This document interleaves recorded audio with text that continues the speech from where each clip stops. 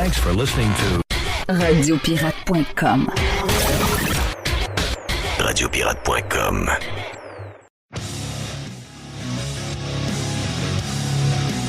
Jerry, on a de la visite avec nous autres sur Radio Pirate Live. Notre ami Éric Duhem pour la première de la... On est chanceux parce qu'il se promène pas mal. Et Simonac, Simonac. Mais pas au vol. Je te regarde aller, c'est de ça que je vais te parler. Comment tu vas au niveau humain? Ben, au niveau humain, ça va de bonne humeur. Je suis un gars qui s'entraîne. Fait que ça aide beaucoup. Quand tu gardes la condition physique, c'est là que ça passe. Puis, mais je sais que je suis un peu fatigué. C'est sûr que là... Je le vois. Ah, tu le vois? Oui. Mais écoute, c'est tough. Le Québec, c'est grand. Écoute, dans le mois de juillet seulement, j'ai fait plus que 8000 km. Hein? Là, c'est pas toi qui chauffe ton char tout le long. Non, là, depuis un mois, il y a quelqu'un qui chauffe mon char. Mais c'est pas grave. Moi, je vais à Montréal en char, je t'écœurie. Mais 8000 km, là, on a fait, j'ai le calcul maintenant que l'ordinateur, là, c'est 100. Je pense que j'ai passé 120 heures dans le char. Ouais. Donc là, le gros du défi, c'est de trouver le candidat. Oui. Parce que là, on a vu pendant l'été que là, on savait, il n'y a rien de nouveau là-dedans. Là. Ça a été fait over. Même la CAQ a vécu ça. Quand la CAQ s'est joint à l'ADQ, la CAQ s'est fait fouiller dans ses candidats. Il ne fouille pas d'un libéraux ben. Il ne fouille pas de...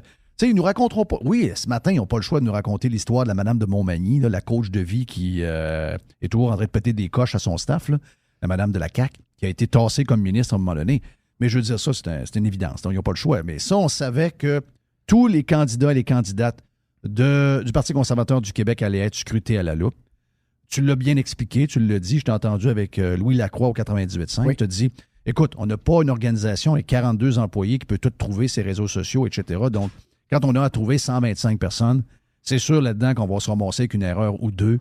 Mais, tu sais, je trouve que la game est unfair. J'aime pas ça, moi, quand je vois que pour te démolir, puis essayer de briser ton élan, au lieu d'aller sur le fond et sur les idées que les médias s'en vont sur un genre d'enquête à la photopolice.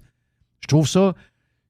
Je te dis, quand j'ai vu ça, Éric, cet été, là, j'en ai parlé un peu hier, je suis comme dans la démocratie commence à... Il y a quelque chose dans la démocratie qui m'amène de l'urticaire.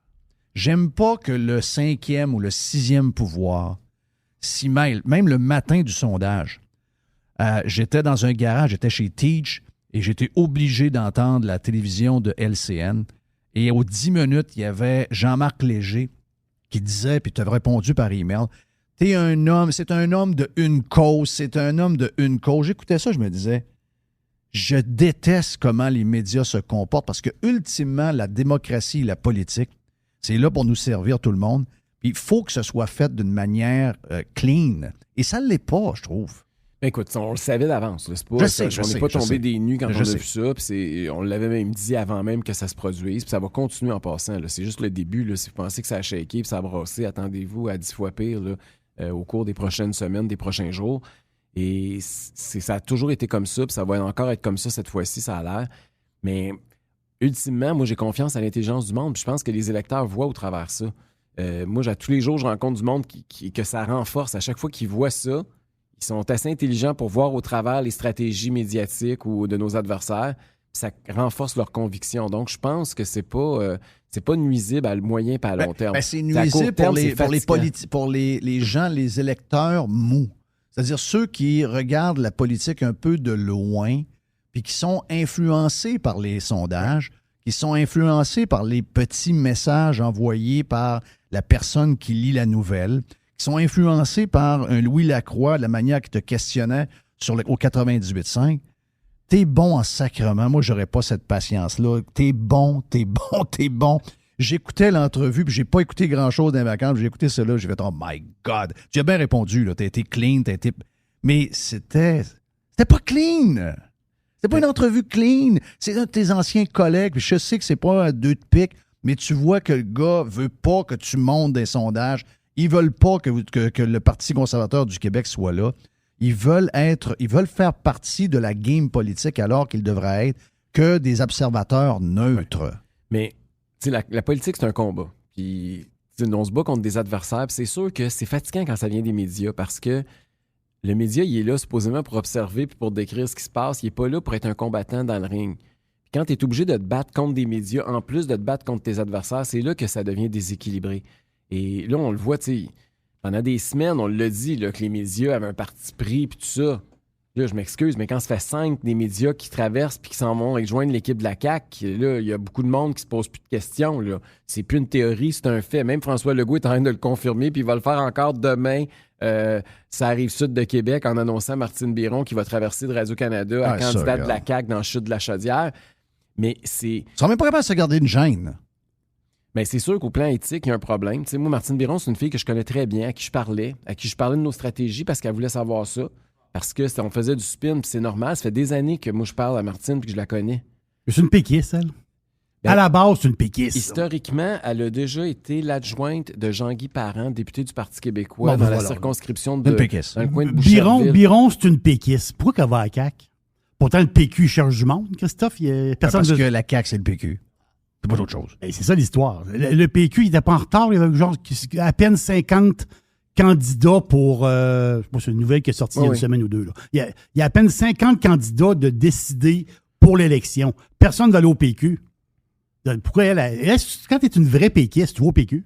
Non, mais c'est parce qu'elle va perdre. Là, tu t'en vas au pouvoir. Tu vas au pouvoir. Mais c'est avec le sondage, c'est ça qui est triste, c'est que ces gens-là sont attirés par les sondages. Oui. Et... mais la bonne nouvelle, c'est qu'un sondage, ça vaut rien. Dans la mesure où si le vote est contraire au sondage, c'est le vote qui a préséance sur le sondage. Fait que c'est un mirage, un sondage. Il faut toujours que tu fasses attention. Et j'ai l'impression que Martine Biron, c'est peut-être la goutte qui fait déborder le vase. Là. Ils en ont annoncé 5 journalistes qui ont traversé pour aller se présenter pour la CAQ. Et j'ai comme l'impression que celle-là, elle a moins bien passé. Là. Ouais. Et même les journalistes qui me parlent off, parce qu'ils m'appellent pour d'autres choses, là, puis faire des entrevues, tout ça. Ben, pour leur profession, eux autres... Ils sont obligés de me dire qu'ils sont mal à l'aise. Ils sont obligés de me dire, garde, moi, je suis pas un caquiste, inquiète-toi pas, puis j'annoncerai pas la semaine prochaine, je me présente pour le CAQ. C'est rendu là. Moi, si Martine Biron, je vais te le dire, si Martine Biron se présente pour le Parti québécois, moi, j'ai aucun problème. Parce que c'est une péquiste. Si Drainville se présente pour le Parti québécois, moi, j'ai pas de problème. Parce qu'il est réellement péquiste. Là, c'est du monde qui veut des jobs. Là. C'est ça le malaise, là. Oui. C'est ça, c'est des journalistes, regarde, à moitié finis, qui cherchent un job. Il est là, le malaise. Ils t'ont-tu offert une place, la CAQ, comme député, comme candidat? Il y a longtemps. Il y a longtemps. Quand François Legault m'avait invité chez eux, où j'étais passé au moins un bon petit 2-3 heures tout seul avec lui, tête à tête. À l'époque, j'écrivais dans les médias, là, j'étais chroniqueur, puis j'étais un peu partout. C'était avant que je sois... J'étais-tu animateur à Montréal? Peut-être. Donc, c'était dans le début de la CAQ. Oui. Puis, j'étais allé chez eux à Outremont, sa grosse maison là, qu'il a vendue. Et il m'avait reçu dans le salon tout seul. Un à un. Puis on a passé une bonne partie de l'après-midi. Tu fumais des clopes avec sa femme, non? Non. Oui. Puis, il m'a dit que... J'ai déjà fumé des clopes avec sa femme, mais pas là. Pour un marathonien, ça dit que c'est... mais Legault, à cette époque-là, c'est ça. Là, mais il était, tu sais... Puis la raison pourquoi je n'étais pas allé, c'est pas compliqué, c'est parce que j'y ai demandé s'il était à gauche ou à droite. Puis là, il m'a dit, je suis ni à gauche ni à droite, je suis en avant. OK. Après ça, j'ai dit, OK, monsieur Il disait Legault... qu'Adrien, c'était l'extrême droite. Ouais. Là, j'ai dit, OK, oubliez les gauches-droites, là, puis vous avez raison, là, c'est théorique, puis vous n'êtes pas là, vous êtes ailleurs. Bon. Si vous êtes élu dans 4 ans, il va-tu avoir plus de fonctionnaires, il va-tu avoir moins de fonctionnaires? Va-tu avoir un hôpital privé? Je vais-tu payer plus de taxes ou moins de taxes? Il m'a dit, il n'y aura pas plus de fonctionnaires, il n'y en aura pas moins, ils vont être meilleurs. Oh, hey, ça, c'est-tu lui, ça? Fait que là, je me suis levé, je suis parti. Oui. Ah. Hey, hier, on parlait de toi, puis on parle souvent de toi. Ah bon? Je mélangeais ton aventure avec la mienne. Moi, tu sais que depuis à peu près 2003-2004, j'ai essayé d'écouter les conseils de Dan O'Brien, qui est un ami personnel, Maître O'Brien, qui m'avait dit, Jeff, dans ce que tu fais, rappelle-toi une affaire, il ne faut jamais que tu laisses les médias te définir. Et j'ai essayé toute ma vie, c'est comme arrêter le temps. Quand ils sont en gang, avec les moyens qu'ils ont, quand ils décident de t'étiqueter et de répéter un genre de spin, c'est quoi qu'on utilise souvent, là, on dit que c'est... quand ils ont un discours qui répète, que ce soit vrai ou pas vrai, c'est pas important, ils le répètent, ils le répètent, ils le répètent. Au début, je me rappelle, ils t'appelaient l'ex-animateur de radio. Mais là, je sens qu'ils sont en train de réussir à te définir. Ils veulent me définir comment? Ben, te définir de l'homme, entre autres, d'une cause, qui est les restrictions COVID. Puis j'ai aimé ta réponse par tweet. Quoique les tweets, c'est pas pas vu par 1 million de personnes, Non. mais quand même, ils sont là. Puis, comment tu fais? Est-ce que tu le sens, ce que je te dis là? C'est-à-dire que les gens, tu sais, en dehors de ce qu'on propose, en dehors de ce que nous sommes, en dehors de nous, on sait ce qu'on est, puis on sait ce qu'on vaut, puis on sait vers où on s'en va, puis on sait que ce qui est raconté alentour de nous, tout le bruit qu'on entend des adversaires, qui ne sont pas nécessairement des adversaires politiques, mais des adversaires médiatiques, on sait que tout ce qu'on entend, tout ce qui est écrit, c'est faux. Mais comment tu fais? Parce que là, tu es à un genre de plancher qui est normal au niveau de ta montée dans les sondages. Et moi, je pense que ça a un lien justement avec les médias qui ont réussi à t'étiqueter et soit à t'éviter, soit à, quand ils parlent de toi, toujours dire à peu près la même spin qui est mensongère, by the way. Comment tu fais pour renverser cette... Parce que oui, l'électeur que tu vois, celui qui a nos idées, il t'aime déjà, il te trouve brillant. Hier, j'ai joué au golf avec un député conservateur fédéral la semaine passée, puis il me disait, Rick, il dit, vraiment bright. Il dit, il a tout le temps une bonne réponse, ça sort toujours clair pour tout le monde. Il dit, dans le débat des chefs, ça va être l'enfer. Mais monsieur tout le monde... Merci, là, Gérard. non. Mais monsieur tout le monde qui est influencé par ce qu'il entend à LCN, ce qu'il entend au 98.5, qui voit dans les sondages. Comment tu fais pour virer ça de bord et te débarrasser de cette étiquette-là? La première chose, c'est je les lis très peu. La deuxième, c'est que tu ne changes pas ton plan de match en fonction de ce qu'ils disent puis de ce qu'ils écrivent. Il faut que tu établisses ta stratégie puis ton plan de match, puis tu fonces contre vents et marées. Puis tout le monde après essaye de dire non, là, il faut changer, parce qu'ils veulent te faire perdre le nord. Oui. Puis il faut pas que tu perdes le nord. Fait que tu continues, tu avances. Puis il faut que tu aies le moins d'interaction possible qui va te freiner. C'est-à-dire qu'il faut pas que tu te laisses attaquer puis absorber par ça. Puis c'est tough, là. Je le dis là, avec un certain détachement, mais quand je le vis, c'est un peu plus compliqué, là. Mais il faut pas que tu le prennes trop à cœur parce que c'est pognant. Là. Ça arrive là, que tu n'es pas hâte de manger, tu n'es pas hâte de dormir, tu as mal au ventre, tu as des maux de tête, des migraines épouvantables. Ça t'affecte physiquement, cette affaire-là. Là. Oui. Fait qu'il faut que tu évites que ça te tombe dessus. Fait qu'il faut que tu fasses un peu abstraction de ça, puis il faut surtout que tu continues. Puis tu focalises sur qu'est-ce que tu penses qui est le plus important, puis tu t'avances. Parce que si tu te laisses détourner par ça, t'es mort. Parce que c'est des pièges, puis tu vas tomber dedans. Ben oui. Ouais. Tu sais, comme là, en fin de semaine, on va présenter notre plateforme électorale. Oui. Là, ils vont être bien déçus parce que ça n'a pas rapport avec les mesures sanitaires. On va parler d'économie, on va parler de santé, on va parler d'éducation, on va parler de ressources naturelles, on va parler d'environnement, on va parler de transport, on va parler de tout. Fait que là, je ne sais pas trop comment est-ce qu'ils vont couvrir ça. Ils vont s'endormir pas à peu près. Mais là, en fin de semaine, on présente notre plateforme électorale. Ben, la presse, on fait semblant qu'elle n'existe pas. Là. Le journal de la presse n'existe pas. Là, ils ont confirmé leur présence, je pense, en fin de semaine. Mais j'ai hâte de voir. On va voir qu'est-ce que ça va donner. Mais je te dis juste qu'il faut...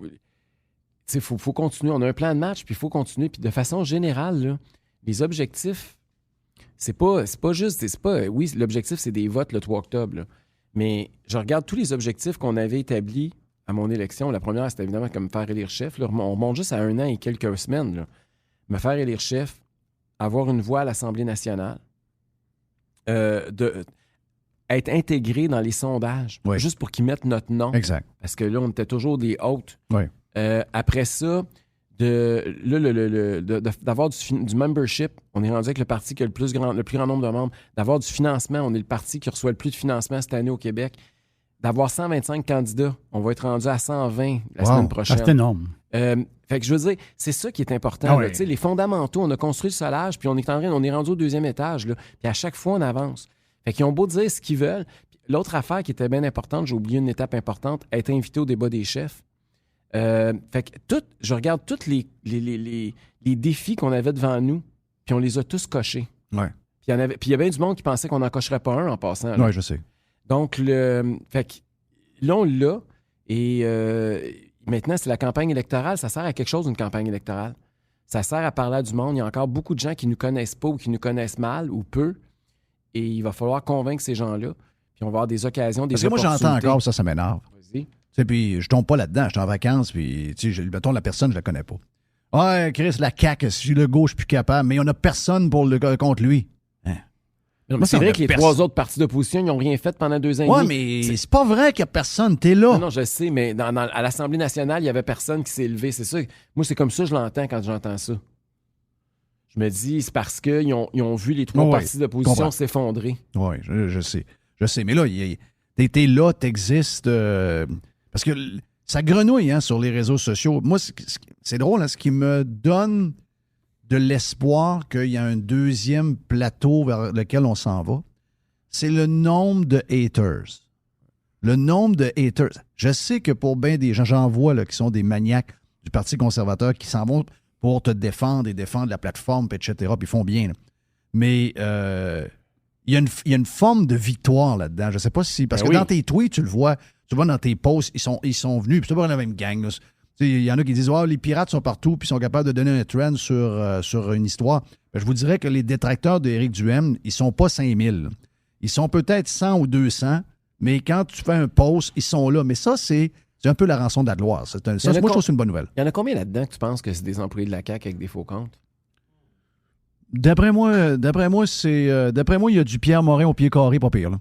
D'après moi, il y en a une coupe. Mais je sais pas. Pierre Morin doit avoir 4-5 comptes. C'est pas impossible. Pas impossible. Qu'est-ce que tu réponds? Je veux que tu répondes aux gens.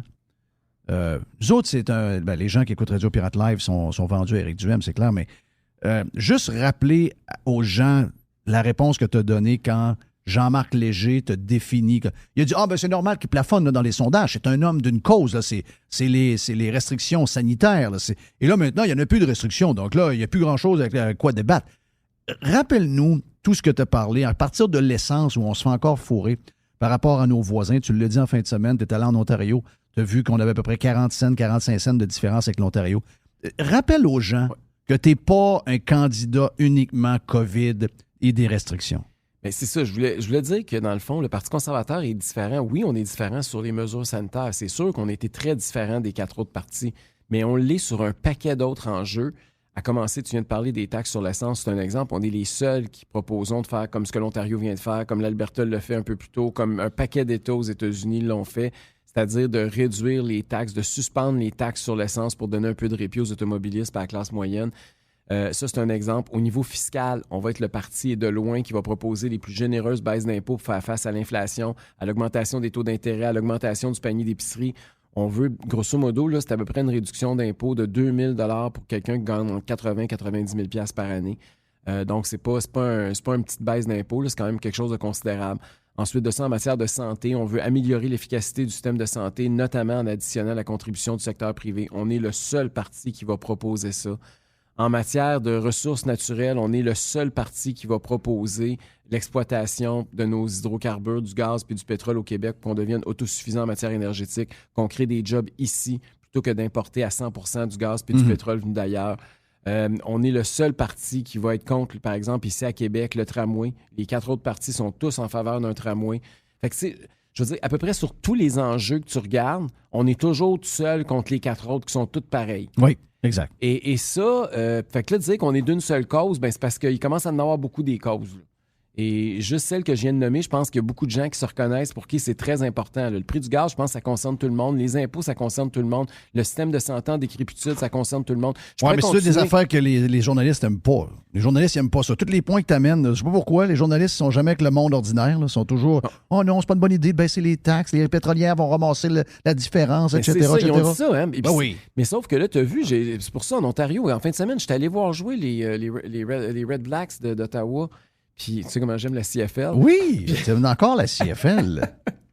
Puis, tu sais que Arnaud Gascon-Nadon, c'est parce que j'étais allé avec lui. Tu connais Arnaud? Oui. Il a joué avec le Rouge et Or ici pendant une couple d'années. Il a-tu gagné la Coupe Vanier ici? J'imagine, 2-3 ans, oui. Fait que c'est ça, on est allé parce qu'il y avait une commémoration là, pour. Ils ont gagné la Coupe Grey, eux autres, il y a 5 ans. T'es allé au Grand Prix de Trois-Rivières aussi? Oui, j'étais là, ça c'était dimanche. Puis à Ottawa, c'était vendredi soir. Puis il y avait une commémoration pour les 5 ans. Ça faisait 5 ans, je pense, qu'ils ont gagné la Coupe Grey à Ottawa. Puis les champions de la Coupe Grey étaient invités. Puis Arnaud, il m'a invité pour aller avec lui. Et là, c'est ça, tu le vois l'écart. Puis tout le monde, écoute, les gens en Ontario, là, il y avait des gens de l'Outaouais dans les estrades, ils venaient tous me voir. Et là, ils me parlaient tous de ça. Parce qu'eux autres là, sont à la frontière. Tu comprends-tu que les stations d'essence du côté du Québec, c'est l'horreur? Oui. Il n'y a plus personne qui veut mettre du gaz au Québec. Tu as un 30 cents de différence. Mais 30 cents, ça fait une grosse c'est différence. Énorme. Puis il y en a une gang là, qui décide d'aller faire le plein de l'autre bord de la rivière. Là. Quand tu sauves 10, 15, 20 piastres, c'est sûr que tu y vas, c'est à 2 minutes. Ben oui, c'est évident. C'est l'évidence même. Là. C'est l'évidence. Hey, le candidat que tu as annoncé hier a donné une claque dans le côté à Martine Biron. On parlait d'elle tantôt. T'as l'air un gars qui a du gaz. C'est qui ce gars-là? Ben c'est un conseiller. Il s'appelle Mario Fortier. C'est un conseiller de Saint-Étienne, ça arrive sud. Il a été pendant 12 ans dans l'équipe. Un autre gars contre l'avortement, j'imagine. Ça n'a pas rapport, mais c'est un. Ben, le gars que j'écoutais, Louis Lacroix, là, il n'arrêtait pas de parler de ça, là, ton candidat contre l'avortement. Puis, je sais ça, il aime ça parler de ça, eux autres. C'est l'enfer. Mais pour revenir au candidat à Mario Fortier, il a été conseiller municipal pendant 12 ans dans l'équipe notamment de Gilles Lehouillier et il a été président de la Société de transport de Lévis. En matière de transport, ça va être un enjeu important, le transport en commun, là, surtout avec le projet de tramway ici à Québec.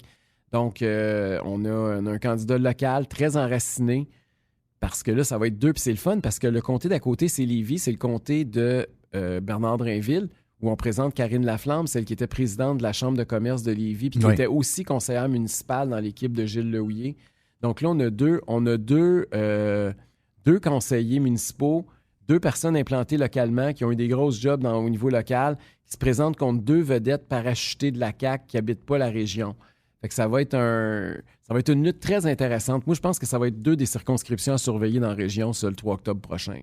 Est-ce que tu dis c'est intéressant, mais comment ça se passe là, aujourd'hui? C'est-tu par Facebook? Les gens vont-tu cogner aux portes encore? Y a-tu des genres de débats locaux? Comment ça se passe en 2022, la politique locale? Il y a un peu de tout ce que tu viens de dire, mais moi, je continue. Moi, je suis un conservateur à tous les niveaux, notamment sur le fait qu'il faut continuer à faire du porte-à-porte. Le contact direct, face à face, il est encore très payant. Les réseaux sociaux, là, on se parle beaucoup entre nous autres. Hein? Oui.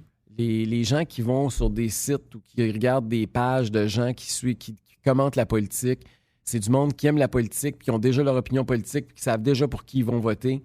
Fait que c'est pas avec eux. Il faut que tu ailles rejoindre le monde qui s'intéresse à la politique 5 minutes par année, puis il faut que tu en prennes 2 là-dedans. C'est pas compliqué, là.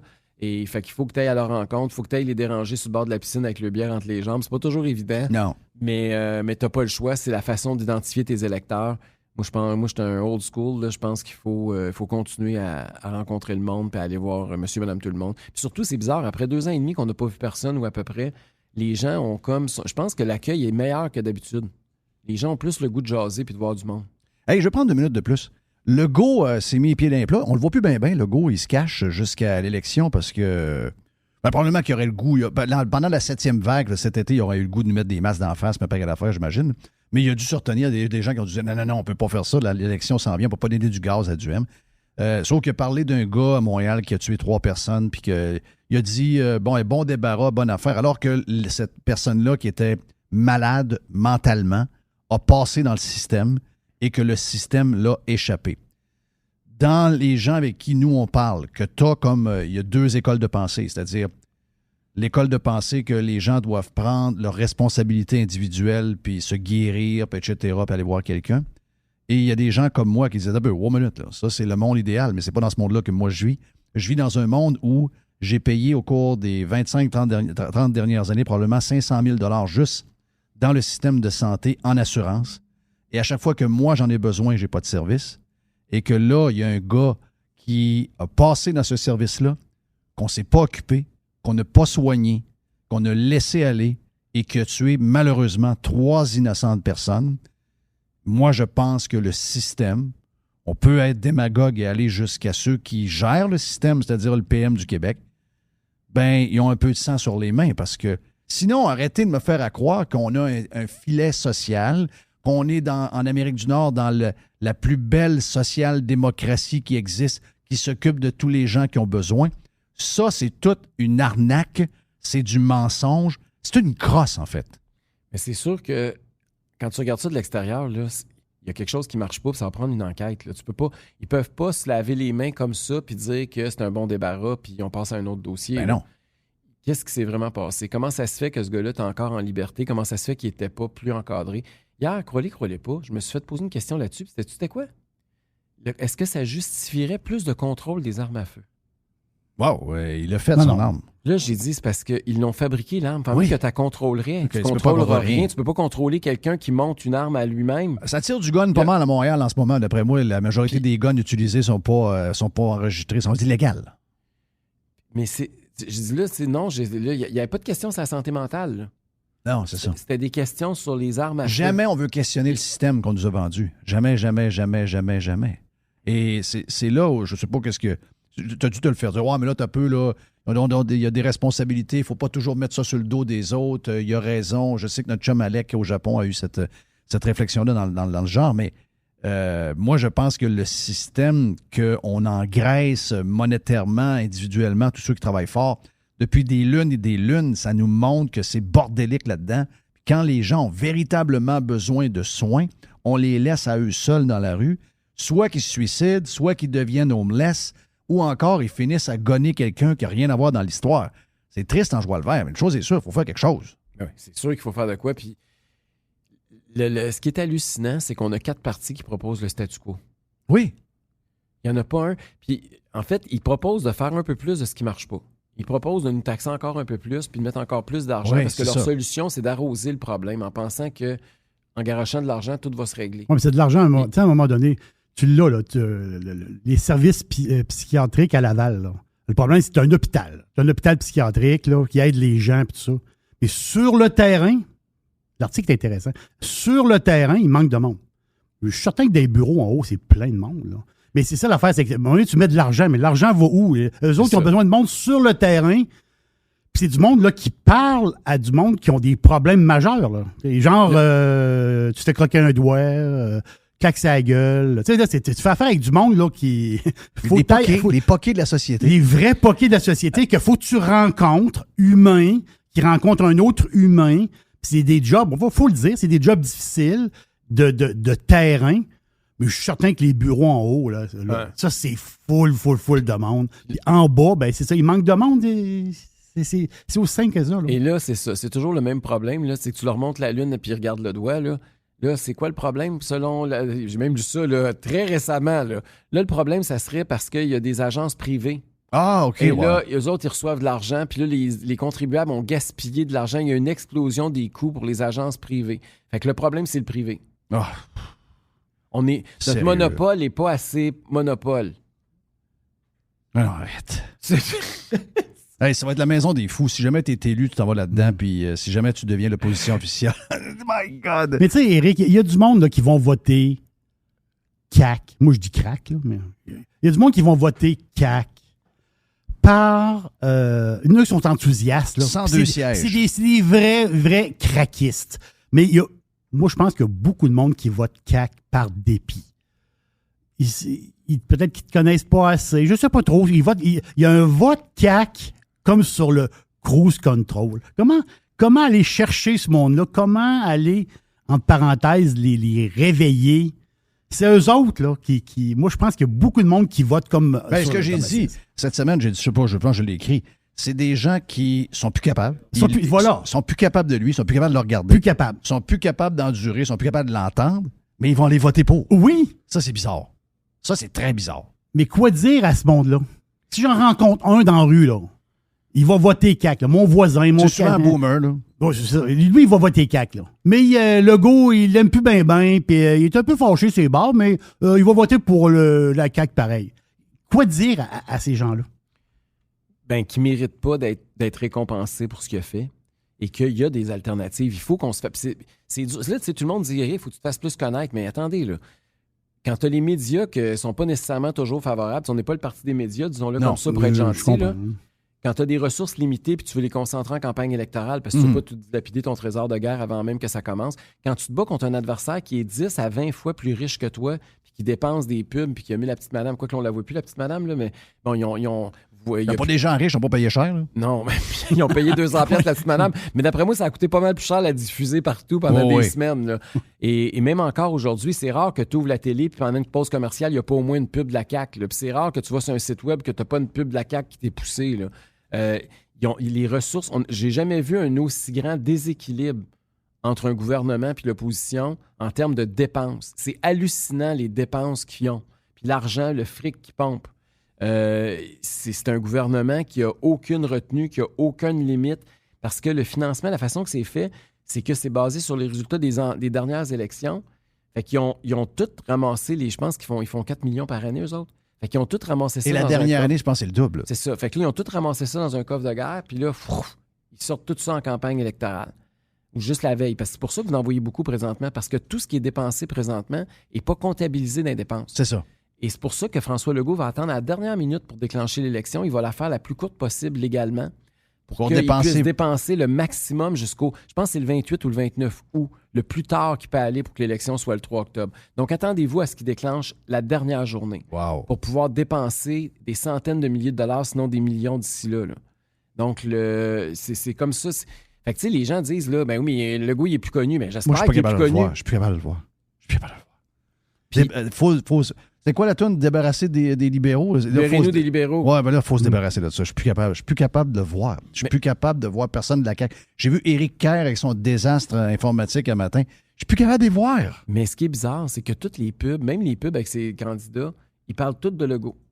La seule chose, puis même la petite madame, elle parlait juste de Legault. Là. Il parle juste de Legault. Toutes ses publicités, c'est du monde qui parle de lui. Oui, comme si c'était Jésus-Christ, je vois le verre. À chaque fois qu'il ouvre la bouche, c'est quand même bizarre. Comme stratégie de marketing, c'est un peu particulier. Hey, on est content, fais attention à toi. Ben oui, fais attention à toi, gros dodo, occupe-toi de tes... Bien dormir, c'est important, le sport, c'est important, bien manger, c'est important. Je vais aller courir, justement, je m'en vais courir. OK. Bon, merci tout le monde. Take care, my friend. Bye. Éric Duhem, chef du Parti conservateur du Québec, on lâche pas, on a besoin des pirates, by the way.